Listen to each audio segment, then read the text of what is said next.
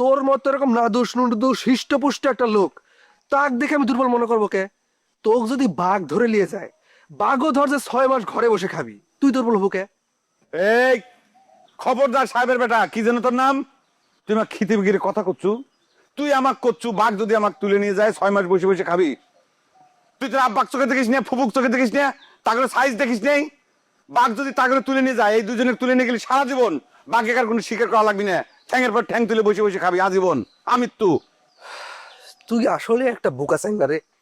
তুই কথা করছো আমার সাথে, তুই এর মধ্যে আমার বাপে কানলু বেকে আর ফুপুকেই বা আনলুকে। এই কথা যদি আমি ফুপুর কাছে কই, তোর কি হবে তুই বুঝতে পারতেছু? বাঘ দূরে রাখ, আমার ফুপু তোক জুইতে দিয়ে যে সাপ বাইরে বাড়াবি কে? তুই যুবক বয়সে তুই 2-4 বার যে ফুপুর হাতের স্যান্ডেলের বাড়ি খাইছু, সেটা ভুলে গেছে তোর। মিথ্যে কথা, অপপ্রচার করেছি তোর ফুফু।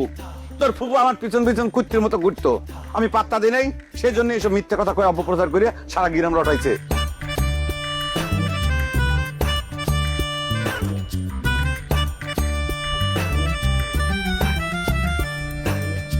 নিয়ম মাইনা কেউ চলে না,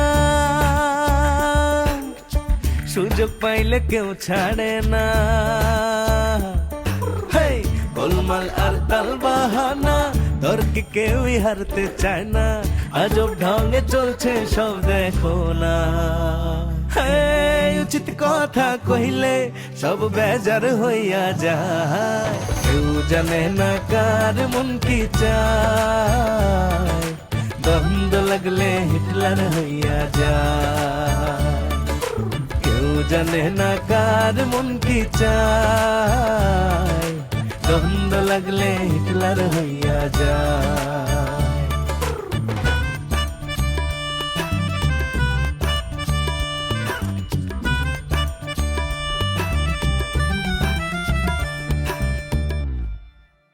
শোনেক, আমার যে ওয়াইফ স্ত্রী, তার পাশে তোর ফুফুক খারাপের কোষ।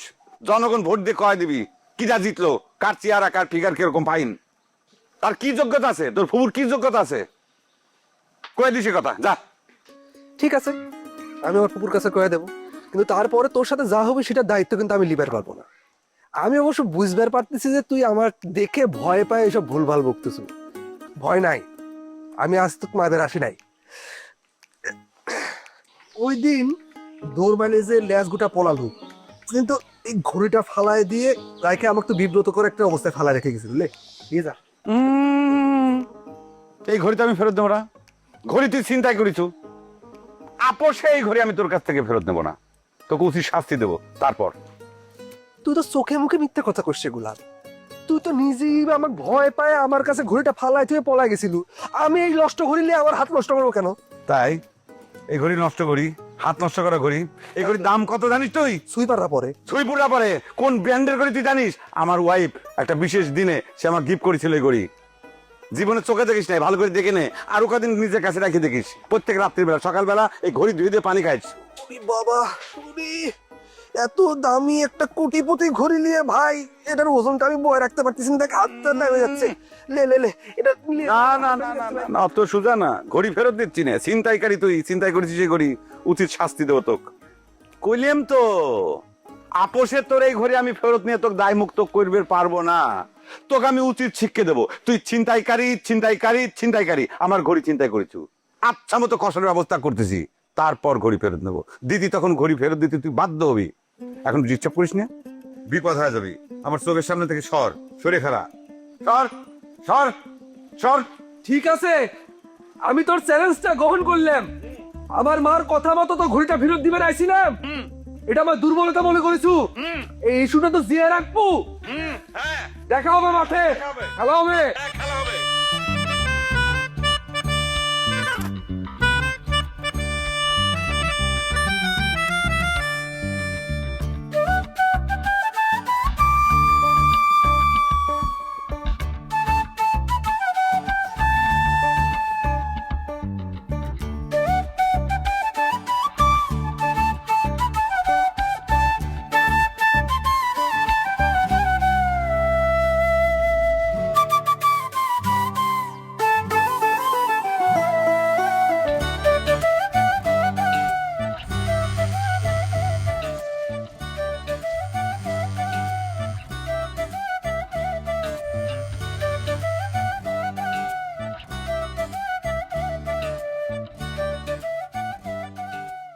হ্যালো, হ্যালো, আমাকে চিনতে পারতিস?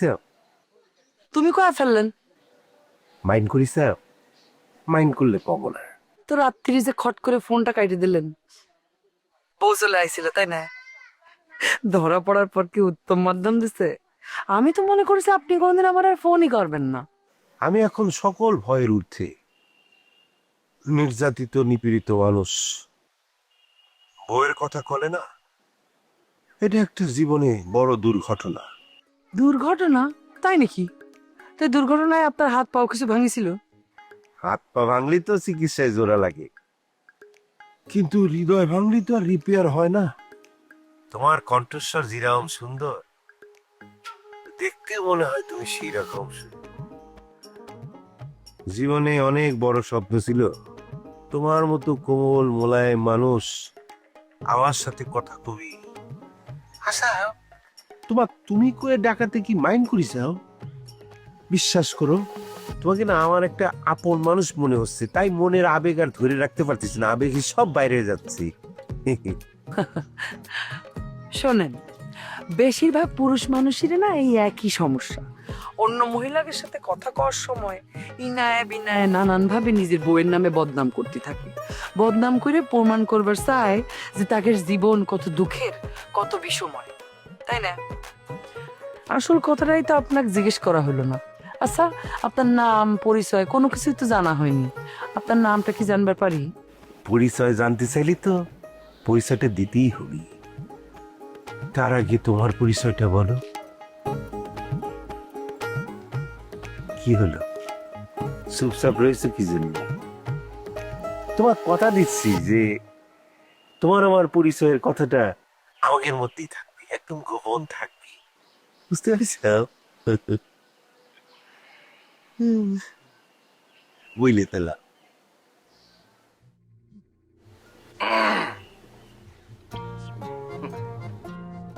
ভাই হাসি হাসি কথা করছিলেন কার সাথে?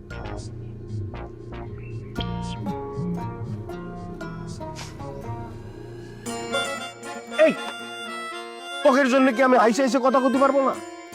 এই তোর মধ্যে কি কোনো কালচার জ্ঞান নেই? সকলের কথা বাদ দিলাম, কিন্তু তুই তো টাউনে পড়া ছেলে, তোর অবশ্য মানুষের প্রাইভেট বিষয় সম্পর্কে শ্রদ্ধাবোধ থাকা উচিত। রাগ আসছেন কিসের জন্য? আমি কি আপনার প্রাইভেট টিউশন নষ্ট করে দিলাম নাকি? আমি খালি জিজ্ঞেস করতেছিলাম আপনি কার সাথে হাসি হাসি দাঁত কালে কথা করছিলেন। কোনো ভদ্রলোক এই ধরনের কোশ্চেন করে? আমি কার সাথে কথা করছি সেটা কি তোর জানার বিষয়? হে, তা আপনি যেভাবে কথা করছিলেন এটা কোনো ভদ্রলোকের মধ্যেও পড়ে না, বুঝতে পারছেন? বাড়িতে যখন বাইরে হলেন তখন তো দেখলাম মনের ভিতর করে দুঃখ দুঃখ ভাব নিয়েছিলেন, আর এখন তো দেখতেছি একেবারে দাঁত কালা কালা হাসি হাসি কথা করছেন, কাই নাকি?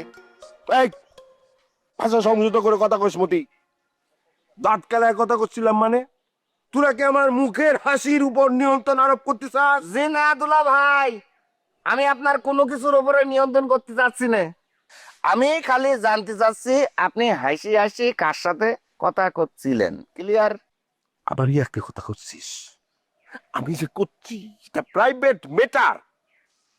হুম, তা আমার কাছে তো মনে হচ্ছে আপনার প্রাইভেট ম্যাটারটা সন্দেহজনক দুলা ভাই। স্টপ! তুই কিন্তু সীমা লঙ্ঘন করে ফেলতেছিস।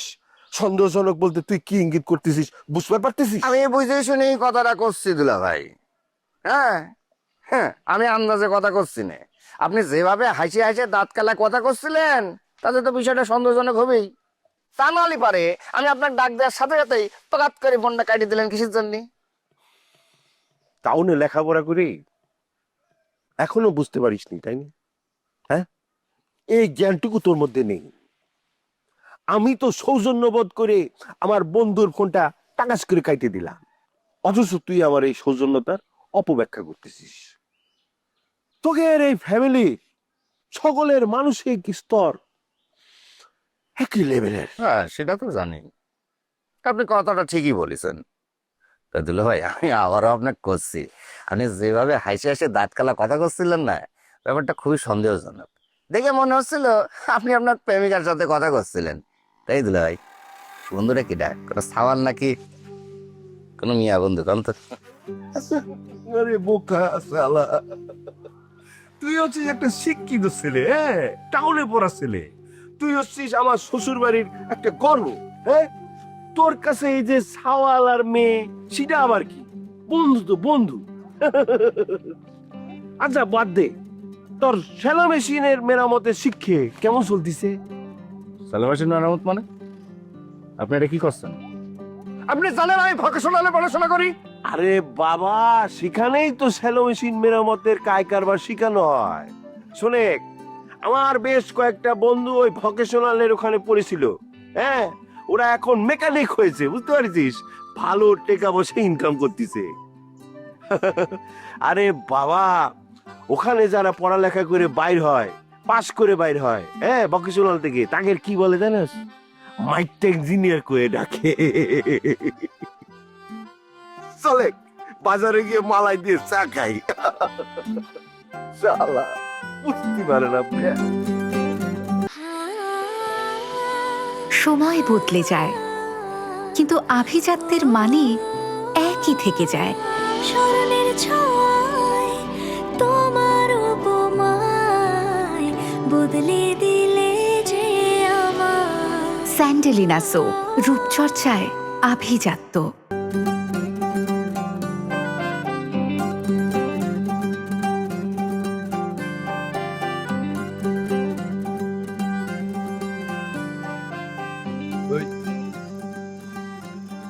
এটা কি দিলু রাত?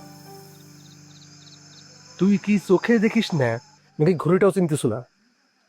আমি চোখেও ঠিকঠাক দেখি, আবার এটা যে ঘড়ি সেটাও দেখতেছি। আমি তোকে জিজ্ঞেস করতেছি, তুই আমার কাছে এটা চ্যাঙা দিলু কিসের জন্য? ঘড়িটা গোলাপ সর্দারের। আমি সেটাও জানি। বাহ, গুড, ভেরি গুড। এই জন্যই তোকে আমি দায়িত্বটা দিছি, ঘড়িটা যায় গোলাপ সর্দারে ফেরত দিয়ে আসবো। আমি পারবো না ভাই, নে ঘড়িলে, তুই আমাকে ক্ষমা করে দে, আমি এ কাম করে পারবো না। তুই আমার কাছে মাপ চাচ্ছ কিসের জন্য? হ্যাঁ, আমি কি তো ছুরি হাতে দিয়ে কইছি যে ওই মোটা গোলাপ সর্দারের ভুড়ি ফালা দিয়ে আসবো? আমি তো ঘড়িটা দিচ্ছি, তুই একটা ভালো কাম করবো, তুই ঘড়িটা যায় ফেরত দিয়ে আসবো। চিন্তাই তুই করেছিস, আবার ভালো কামটা তুই কর, তুই গিয়ে তাক ফেরত দি। আমাকে মাফ করে দে ভাই, আমি এটা ফেরত দেবে পারবো না। আমার কথা শুনে তো আমি গেছিলাম গোলাপ সর্দারের ফেরত দিবে, হাত দেখায় নিল না। আরে ভাই, তোর সাথে সম্পর্ক ভালো, তুই যে ঘড়িটা দেয় না। তো কিরা কইছে আমার সাথে সম্পর্ক ভালো? আরে আমার সাথে যদি সম্পর্ক ভালোই হইতো, তাহলে কি আমাকে জুতো দিয়ে ঢিল মারতো সে? যাক, তাও এই ঘড়ি দেওয়ার উছিলায় তুই আজ প্রথম স্বীকার করলু যে গোলাপ সর্দার তো জুতা দিয়ে ঢিল মারিছিল। আমি কোনো সময় এটা অস্বীকার করি নাই যে গোলাপ সর্দার আমাকে জুতো দিয়ে ঢিল মারিছিল। তুই যে বাড়িতে এসে যে প্যাট বানায় কইছু যে সে আমাকে ঠেকায় জুইতে দিয়ে আগাছে গুলো কুপাইছে, আমি সেটা অস্বীকার করেছি। আমার কথা মতো আজকে গোলাপ সর্দারের কাছে ঘড়িটা দিবের যায় অপমান হয়ে আসলেন। গোলাপ সর্দার এটা আমার দুর্বলতা মনে করতেছি। কিভাবে যে আমি নিজে চেক দিছি। না, গোলাপ সর্দার লোকটার ব্যবহার খুব খারাপ, খুব ভাবলে কথা কয়। আচ্ছা ভাই, তুই কি জানিস রে কি আমার নানা জানার, তোর মানে দাদা জানের যে ওই বাড়ির গুলশানানির সাথে যে প্রেম ভালোবাসার সম্পর্ক ছিল, জানিস? কোথেকে পাইস এসব আজারের কথাবার্তা? হ্যাঁ, প্রশ্নই ওঠে না। আমার ঘরে দাদা জানের এত সুন্দর একখান ইয়ং ওয়াইফ থাকতে উনি কেন ওই বুড়ির সাথে প্রেম করবি? আরে তুই তো ভুল বুঝতেছো ভাই, আমি তো বর্তমানের কথা করছি না, আমি করছি সে অতীতের কথা, যখন তারা জুয়েন ছিল। তখন বলে গুলশান নানির সাথে আমার নানা নায়েব বিশ্বাসের বলে গাঢ় প্রেম ভালোবাসার সম্পর্ক ছিল। পরে বলে ওই গুলশান নানি আমার নানাক ছ্যাঁকা দিয়ে সর্দার সাহেব বিয়ে করেছিল। তা অবশ্য হবেরই পারে, কিন্তু সেটাই কিন্তু আমার ঘরে দাদা জানের খুব লাভ হয়েছে। দুইখান বিয়ে করবে পারিছে, আবার এখন তার সুন্দরী একদম নায়িকার মতো ইয়ং একখান উইপ তার।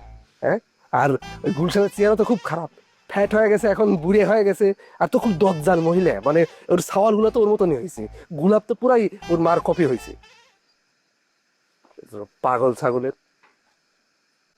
ঘড়িটা যায় তুই ওর ওই গুলশান নানিকে দিয়ে যা। আমি লেবই না ওই ঘড়ি হাতে। দাদা তুই কিন্তু কোনো কামেরই না। আমি স্বীকার করতেছি আমি কোনো কামের না, আমি তোর কাছেও কামের না, বিশেষ বাড়ি কারোর কাছে আমি কামের না, আমি মানিয়ে নিচ্ছি সে কথা, কিন্তু আমি ঘড়ি নেব না। তো লিলি, তোর অসুবিধা কি? কামটা কিন্তু তোর করাই লাগবে। সাজাদা, তুই কিন্তু মুখে মুখে তর্ক করতেছো আমার। আমি যদি না গোলাপের কাছে দিবের যাই, ওক দেখলে আমার মাথা নষ্ট হয়ে যাবে, আমি কিন্তু মার্ডার করে ফেলাবো, তখন কিন্তু মার্ডারের ভাগিদার তুইও হবো।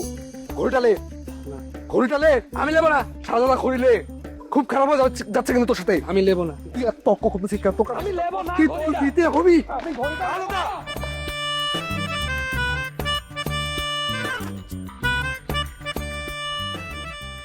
আমার ভাই হয়ে কেবা করে এরকম একটা বলদ হইলো।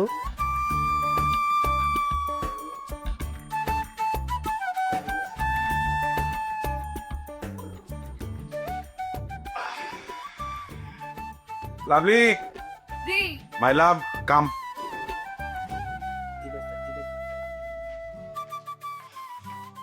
Seat down please. ও থ্যাংক ইউ, লাভ ইউ। তুমি চা সহ চলে আইছো, খুবই চা তৃষ্ণা পাইছিল। বুঝতে পারছি, এই জন্যই চা বানায় রাখিছিলাম আগের থেকে। খুব ফাইন। শোনো, আজকে খুব ফাইন একটা দিন কাটিলাম, তবে পারো সাফল্যে ভরপুর একটা দিন। তোমার দেখে খুব ফুরফুরে লাগতেছে। তো তার মানে বোঝা যাচ্ছে আজকে তোমার কোনো কাজে কোনো বাধা পড়েনি, তাই না? বাধা পড়েছিল, কিন্তু তোমার বুদ্ধি পরামর্শ অনুযায়ী শত বাধা পায়ে দলিয়া দৃঢ় পদক্ষেপে আগা গেছি, সেজন্য মনে করে যে সাফল্য আমার হাতে ধরা দিছে। বাবা, তা কি কি সাফল্য ধরা দিল আমাকে বলবা নাকি? মেলা সাফল্য এক এক করে করছি, লিস্ট করে নিয়ে গেছিলাম, যাতে কোনোটা ছুটে না যায়, যাতে ভুলে না যায়। এই যে দেখো লিস্ট, এই লিস্ট অনুযায়ী প্রথম যেটা সাফল্যতা সেটা হচ্ছে তোমার বন্দুক। বন্দুক? তাই তো লিখা। কই, তোমার হাতে তো কোনো বন্দুক দেখতেছি না। বন্দুক এখনো হাতে পাই নাই, 2-1 দিন সময় লাগবে, কাগজপত্র রেডি হলে তারপরে বন্দুক হাতে পাবো। আপাতত 20 রাউন্ড গুলি কনফার্ম। তাহলে তো তোমার কাজ আরো এখন বেড়ে গেল গুরব সর্দার। তোমার তো এখন বন্দুক চালানোর ট্রেনিং নিয়ে লাগবে। আপাতত সেই ট্রেনিং না নিলেও চলবে। কি কও, ট্রেনিং না নিলে চলবি? আমার জানা মতে তুমি তো বন্দুক খান চালাবার পারবে না, কারণ তুমি তো পারোই না বন্দুক কিরাম করে চালাতে হয়, জানোই না। তাহলে পরে বন্দুক খান কি খামাখা মুসিম মারার জন্য কিনতে চাও? ওই যে যারে বলে খালি শার্ট বুতেম নাই। না না মাইলা, খামাখা মুসে মারার জন্য বন্দুক কিনা হচ্ছে না। শোনো, আমাদের সাফল্যে আর একটা পালক যুক্ত হচ্ছে অতি সত্বর, সেটা হচ্ছে বডিগার্ড। বডিগার্ড? বডিগার্ড কোনো বেচাও? বডিগার্ড নিয়োগ দেওয়া হয়ে গেছে, 2-1 দিনের মধ্যে বডিগার্ড জয়েন করবি। মূলত আমার বন্দুকটা বডিগার্ডই পেছনের থেকে বহন করবি। ও, তাহলে পরে একদিনই তো তুমি মেলা সাফল্য অর্জন করে ফেলিসাও গোলাপ সর্দার। আসল সাফল্যের কথা তো কয় হয় নাই। এই যে দেখো লিস্টে হুন্ডা, বাজারের লেটেস্ট হুন্ডা দেখে বুকিং দিয়ে আইছি, 2-1 দিনের মধ্যে হুন্ডাও ডেলিভারি পাওয়া যাবো। লেটেস্ট হুন্ডা আমি চালাচ্ছি, আমার পিছনে বসে আছে আমার বডিগার্ড, তার কাঁধে বন্দুক। চিন্তা করে দেখো, এই পাড়ার ভিতর দিয়ে, এই গ্রামের ভিতরে যখন মুসিম মারি যখন ঘরবো, তখন বিশেষ বাড়ির মানুষজনের কি অবস্থা হবি, কিরম ডিবিট খাবি কও? তার মানে হুইন্ডের পিছনে বডিগার্ড বসবি? তাহলে পরে আমি তো বাদ পড়ে গেলাম গোলাপ সর্দার। দেখিসাও তুমি কিরম একটা সিটের মানুষ। তুমি কিন্তু আমাকে বলেছিলে যে তুমি আমাকে পিছনে বসে মুসাম্মারে ঘোরার জন্য এই হুইন্ড এখন কিনতে চাও। তাই তো, হুন্ডার পিছনে 2 জন কেবা করে বসবি, সমস্যা নাই। যখন তুমি আমার হুন্ডার পিছনে বসবে তখন মনে করো যে বডিগার্ড মাইনাস, বন্দুকটা তখন তোমার হাতেই, মানে তোমার কাঁধেই থাকবি। তুমি মনে করো যে মুসিম মারার সময় নিজেই ঠাস ঠাস ঠাস ঠাস করে বন্দুকের গুলি ফুটিলে, আর সাথে সাথে মনে করো বিশেষ বাড়ির লোক টের পাবি যে কত বড় ডিবিট তারা খাইছে।